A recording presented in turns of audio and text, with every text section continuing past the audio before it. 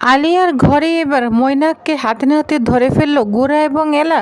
Happy এবার 70 দেখতে পাবেন আজকের পর্বে। বিস্তারিত জানতে ভিডিওতে একটি লাইক দিয়ে চ্যানেলটি সাবস্ক্রাইব করে সম্পূর্ণ ভিডিওটি দেখতে থাকুন। গল্পের শুরুতে আমরা দেখতে পাবো এলা এবং গুড়া এবং বাড়ির সবাই তন্ন করে খুঁজছে মাঝরাতে গুড়াকে কে মারতে এসেছে।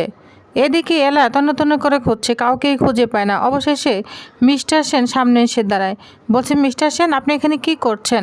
আপনি ঘরে বসে থাকবেন, আপনাকে তো বলেছি না বের হতে, তাহলে কেন বের হয়েছেন? গুড়া তখন বলে আপনার কি মনে হয় আপনি বলবেন আর আমি হাত গুটিয়ে বসে থাকবো? এলা তখন বলে আপনার উপর যদি আবার অ্যাটাক হয় তখন কি করবেন? আপনি তো বুঝতে পারছেন না আমি একা নই, রিমু ক্রেশ সবাই আছে, আমরা সবাই মিলে খুঁজছি। আর তাছাড়া আমাদের মধ্যে কোনো বিপদ নয়, বিপদটা হচ্ছে আপনাকেই টার্গেট করছে। না আপনি এরকম করতে পারেন না, আপনাকে আমার কথা শুনতেই হবে। তখনই ওইখানে রিমু এবং ক্রেশ চলে আসে, বলছে বৌদি বাড়ির সব জায়গায় খুঁজে এসেছি, কাউকে তো দেখতে পাইনি। আমি প্রত্যেকটা সিকিউরিটি গার্ডকে জিজ্ঞাসা করেছি কিন্তু ওরা বললো কেউ ঢুকতে বা বের হতে দেখিনি। আমি তোমার কথা মতো সবাইকে অ্যালার্ট করে এসেছি, বাড়ির সিকিউরিটি টাইট আছে, কেউ ঢুকতে পারবে না এবং বেরোতেও পারবে না। আর যদি মৈনাক বাড়িতে ঢুকেও থাকে ও ট্র্যাপ হয়ে যাবে। গুড়া তখন বলে আমি বুঝতে পারছি না তোরা কেন তো শিওর হচ্ছি যে মৈনাকই বাড়িতে ঢুকেছে। এলা তখন বলে তার কারণ আছে। গুড়া তখন বলে কারণ কি কারণ? এলা তখন বলে যে দেখুন মেঝেতে কাদামাখা পায়ের ছাপ রয়েছে। তখন যা দেখে সবাই অবাক হয়ে যায়। এলা তখন বলে বৃষ্টির পর থেকে বাগানটা পুরো কাদা হয়ে গিয়েছে, তার মানে মৈনাক যখন কাদামাটি মারি এখানে এসেছে ও খেয়াল করেনি যে ফ্লোরে ওর পায়ের ছাপ পড়ে গিয়েছে। গুড়া তখন বলে তাহলে তো হয়েই গেল, যদি এসে থাকে তাহলে ওই ছাপ ফলো করলেই তো হবে। এলা তখন বলে না শুধু ফলো করলেই হবে না, একটা সমস্যা আছে, আসুন আমি বোঝাচ্ছি। এই যে দেখুন এখানে কার্পেট পাতা আছে, এখানে এসে পায়ের ছাপ মুছে গিয়েছে কিন্তু এই পায়ের ছাপটার বাইরে বের হয়নি, তার মানে মৈনাকি বাড়িতেই আছে। গুড়া তখন বলে ঠিক বলছেন, মৈনাকি বাড়ির ভিতরেই কোথাও আছে, কিন্তু কোথায় লুকিয়ে আছে? এলা তখন বলে আমি বোধহয় বুঝতে পেরেছি মৈনাক স্যার কোথায় আছে। এদিকে আলিয়া মৈনাককে তার ঘরে একদম চুপি নিয়ে গিয়েছে। আলিয়া তখন বলে তোমার মাথাটা কি একদম খারাপ হয়ে গিয়েছে? তুমি এই রাতের অন্ধকারে চুপি বাড়িতে ঢুকেছ, আমাকেও জানাওনি, যদি একবার ধরা পড়ে যেতে। মৈনাক তখন বলে তুমি জানো আমি কি অবস্থায় ছিলাম? ওই সংশোধনাগারে আমার দম আটকে যাচ্ছিল, আমি আর থাকতে পারছিলাম না, কতটা কষ্ট পেয়েছি তোমার কোনো আন্দাজ আছে? আলিয়া তখন বলে আমি সবটাই বুঝতে পারছি মৈনাক, কিন্তু তার জন্য মাথা ঠান্ডা করা দরকার, একটু ধৈর্য ধরো। মৈনাক তখন বলে আমি আর ধৈর্য ধরতে পারছি না, 25টা বছর ধরেই তো ধৈর্য ধরে আছি, প্রতিশোধের আগুনটা এখন নিবিনি, আমি ওদের ছাড়বো না, কিছুতেই ছাড়বো না। আমি শুধু কোম্পানির মালিকানা না, এই গুড়াকে পৃথিবী থেকেই সরিয়ে দিব। আলিয়া তখন বলে পারবে, কিন্তু তার জন্য সঠিক সময়ের প্রয়োজন, তুমি আগে মাথাটা ঠান্ডা করো, হট করে তা করলে না লড়াই জেতা যায় না। আলিয়া তখন বলে আমি বারবার হেরে যাচ্ছি, আমার সমস্ত প্ল্যান বেঁচতে যাচ্ছে, আমি চেষ্টা করলাম নেহাক এবং ঐশ্বর্যকে দিয়ে কাজটা করাবো কিন্তু ওরাও পারলো না, এবার যা করার আমরা দুজনে মিলে করব। মৈনাক তুমি যা হারিয়েছো সবটাই আমি তোমাকে ফিরিয়ে দিব, সেন্ট জেমস এন্ড জুয়েলারি আর সেন ম্যানশনের মালিক হব তুমি আর আমি, মাই প্রমিস। তখন খুশি হয়ে যায় মৈনাক, বলছে thank you Aliya, thank you so much. তখনই দেখা যায় দরজা বাইরে শব্দের আওয়াজ শুনতে পাওয়া যায়। এলা গুড়া সবাই দরজা নক করতে থাকে। এলা বলে আলিয়া দরজাটা খুলো, তোমার সাথে কথা রয়েছে। তখন মৈনাক আর আলিয়া তো ভয় পেয়ে যায়। মৈনাক বলে এবার কি হবে, ও তো বুঝে গিয়েছে যে আমি এই ঘরে আছি। আলিয়া তখন বলে তুমি এই জানলা দিয়ে পালিয়ে যাও। মৈনাক তখন বলে এদিক দিয়ে তো যাওয়া যাবে না, চারিদিকে সিকিউরিটি রয়েছে। এদিকে এলা বলে মিস্টার সেন আমি নিশ্চিত মৈনাক স্যার এই আলিয়ার ঘরেই আছে, এই গোটা বাড়িতে আলিয়া ছাড়া ওকে আর কেউ আশ্রয় দিবে না। আলিয়া দরজা খোল, তা না হলে কিন্তু আমি দরজা ভেঙে ফেলবো, প্লিজ তুই দরজা খোল, আমি জানি তুই শুনতে পাচ্ছিস।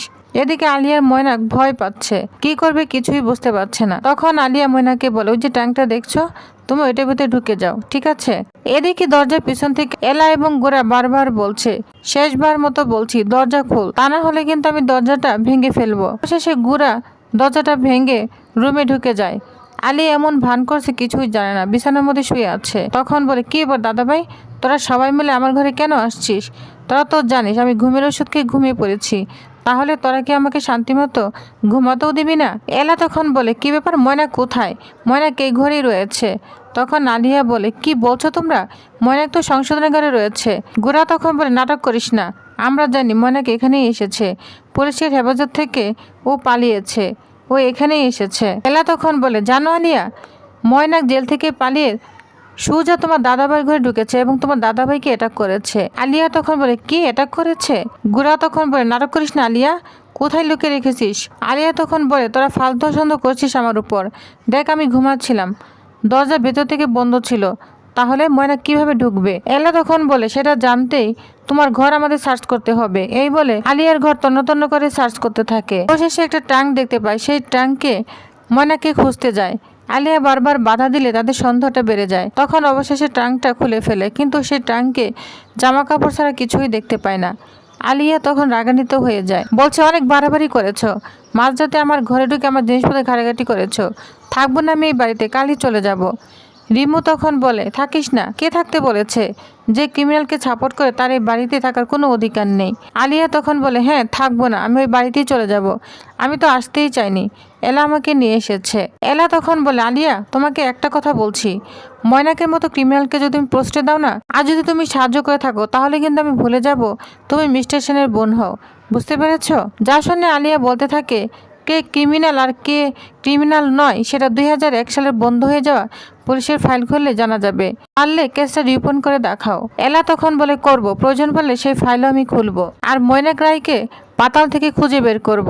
তখন সবাই চলে যায় ওইখান থেকে। এরপর আলিয়া ময়নাককে ধীরে ধীরে তার ঘর থেকে বের করে ফেলে। আলিয়া তখন বলে শোনো, এভাবে না বেশি দিনে লুকিয়ে থাকা যাবে না। ময়নাক বলে ঠিক বলেছো, এভাবে লুকিয়ে থাকা যাবে না, আমাকে অন্য কোথাও যেতে হবে, কিন্তু জানো তো আমি ওদের কাউকেই ছাড়বো না।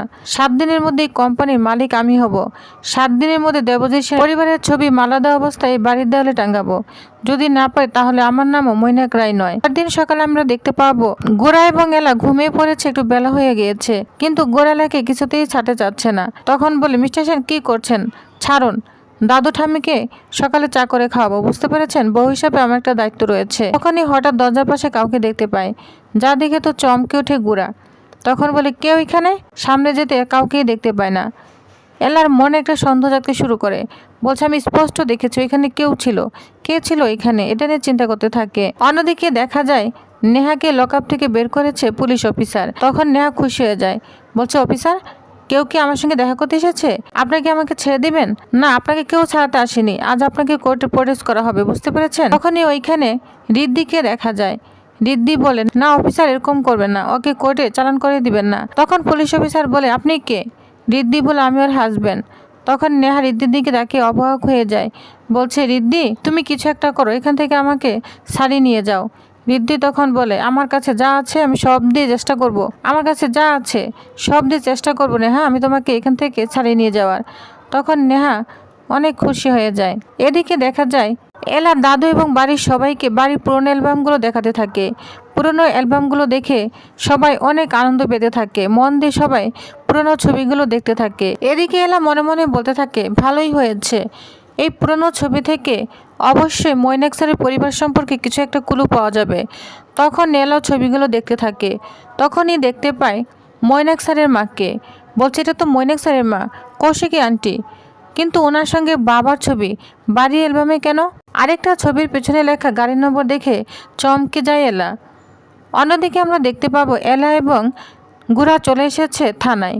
সেখানে পুলিশ অফিসারকে বলছে এলা 2001 সালে এসপি রায় রোডে মৈনাক স্যারের বাবা দইপন্ডের একটা অ্যাক্সিডেন্ট হয়েছিল এবং সেই ফাইল নাম্বারটাও পুলিশ অফিসারকে জানায়, যেটা দেখে পুলিশ অফিসার বলতে থাকে গাড়িটা সেন্ট জেমস অ্যান্ড জুয়েলার্সের নামে তো রেজিস্টার্ড। যা শুনে এলা এবং গোরা অবাক হয়ে যায়। গোরা বলে তাহলে মৈনাকের কথাই ঠিক, মৈনাকের বাবার মৃত্যুর সঙ্গে আমার বাবাই জড়িত ছিল। এটা বলে গোরা এবং এলা অবাক হয়ে যায়। তো ভিউয়ার্স, তাহলে নেক্সট আকর্ষণীয় পর্বে আর কি হতে চলেছে তো জানতে অবশ্যই আমার সাথেই থাকুন। ধন্যবাদ।